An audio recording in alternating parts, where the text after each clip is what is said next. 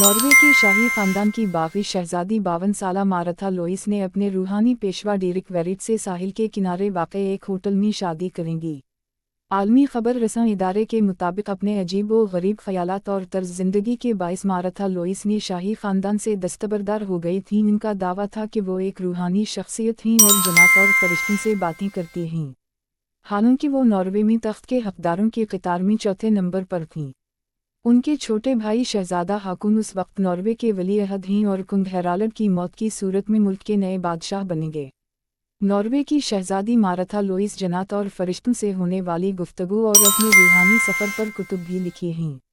उनकी पहली शादी नॉर्वेजन मुसन्निफ एरी बीहन से हुई थी और उनकी 3 बेटियां हैं। ताहम दोनों के दरमियान 2016 में तलाक हो गई थी और इन शौहर ने तलाक के 3 साल बाद खुदकुशी कर ली थी। मारथा लोइस ने अपने सोशल मीडिया अकाउंट्स पर जून 2020 में मंगनी का ऐलान करते हुए बताया था कि मैं बहुत रूहानी हूं और एक ऐसे शख्स के साथ रहना बहुत अच्छा लगता है जो इस बात को कबूल कर ले। गुज़श्ता रोज़ साहिल के करीब एक होटल में ये दोनों खुद साख्ता रूहानी शख्सियत ने शादी कर ली, जिसमें 300 के करीब अकीदतमंदों और पैरोकारों ने शिरकत भी की। 56 साला मारथा लोइस ने दूसरी शादी 49 साला डेरिक वेरिट नामी अमरीकी शख्स से की है, जिनका दावा है कि उनके कब्ज़े में बदरूही हैं और उनका राब्ता आसमानी मखलूक के साथ है और वो खुद को एक कदीम मजहब शमन की छुट्टी नस्ल का सरबराह कहते हैं।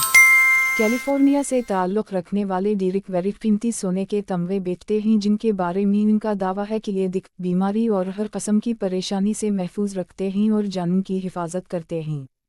एक अमेज़न सारिफ ने डिलीवरी से मुकाबले में सोशल मीडिया पर अपना दिलचस्प वाक़या शेयर किया, जिसने सबको हैरान कर दी है। एक एक्स सारिफ ने पोस्ट शेयर की जिसमें उसने बताया कि उसे हाल ही में एक अमेज़न ऑर्डर मौसूल हुआ है जो 2 साल कबल कैंसिल कर दिया गया था। पोस्ट में जय नामी सारिफ ने बताया कि इसने 2022 में अमेज़न से प्रेशर कुकर का ऑर्डर दिया था, जिसके फ़ौरन बाद उसने उसे कैंसिल कर दी था और रकम की वापसी हासिल की थी। ताहम 2 साल बाद मनसूख शुदा ऑर्डर पुरस्कार तौर पर इसकी दहलीज पर पहुंच गया।